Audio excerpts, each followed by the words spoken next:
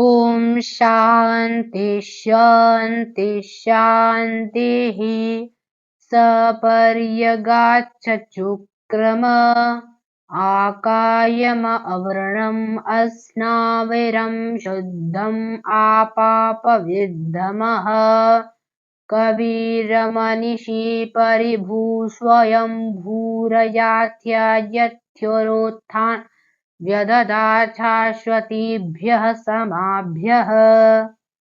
अर्थात सह the aforesaid self Prayagat went round that he is pervading like space.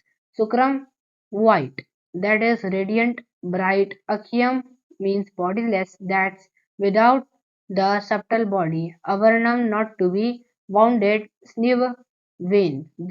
Therefore, Asnaviram means vainless. The last two epithets deny the gross body, Sausuddham without the stain of nescience. This denies the casual body, Aparaviddham by evil, which term is meant to include both merits and demerits. The word beginning with Sukram are to be changed to the masculine form because the verse starts with Sa, a masculine form, and ends likewise with Kavi, and which also are masculine in form. Kavach, seeing what is past, that is, witness of all according to the text, there is no seer other than he. Brihandarikopanishad Mandisi, the controller of the mind, that is, the all-knowing Lord. Paribhut means who is above Pari. Upari, everything. Swayambhu, self-begotten. This signifies that which is above everything as well as what is everything are both the self.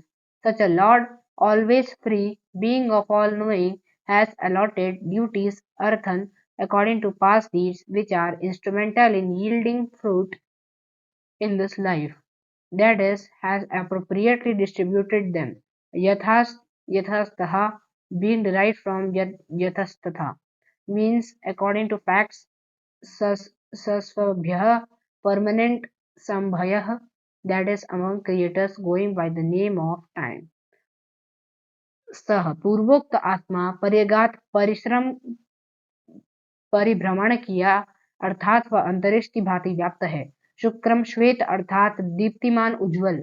अकायम अशरीरी अर्थात सूक्ष्म शरीर से रहित। अवर्णम घायल न होने वाला। स्नाव नसह, इसलिए असनाविरम का अर्थ है नस रहित। अंतिम दो विशेषण स्थूल शरीर को नकारते हैं। यह उद्धम ज्ञानता के दाग से रहित। यह कारण शरीर अपविद्धम बुराई द्वारा जिस शब्द का तात्पर्य है गुण और अवगुण दोनों को नकारता है। सुक्रम से शुरू होने वाले शब्दों को पुल्लिंग रूप में बदलना होगा क्योंकि पद सह एक पुल्लिंग रूप में शुरू होता है और इसी तरह कवि ही और जो भी पुल्लिंग रूप में होता है पर समाप्त होता है। कवि ही जो अतीत है उसे देखना अर्थात सभी का साक्षी। पाठ के अनुसार उसके अलावा कोई दृष्टा नहीं है। मनीषी, मन का नियंत्रक यानी सभी जानने वाले प्रभु। परिभू का अर्थ है जो हर चीज के ऊपर परिऊपरी है। स्वयंभू स्वयं से उत्पन्न। इसका अर्थ यह है कि जो सबसे ऊपर है और जो सब कुछ है वह दोनों आत्मा है। ऐसे भगवान हमेशा स्वतंत्र सर्वज्ञ होने के कारण पिछले कर्मों के अनुसार कर्तव्य अर्थात को आवदित किया है जो फल देने में सहायक है इस जीवन में यानी उचित रूप से वितरित किया है। यथात्यतः यथा तथा से दिया गया है जिसका अर्थ है तथ्यों के अनुसार। श अश्वतीभ्य स्थायी समभ्य अर्थात रचनाकारों में समय के नाम से जाना जाता है। धन्यवाद।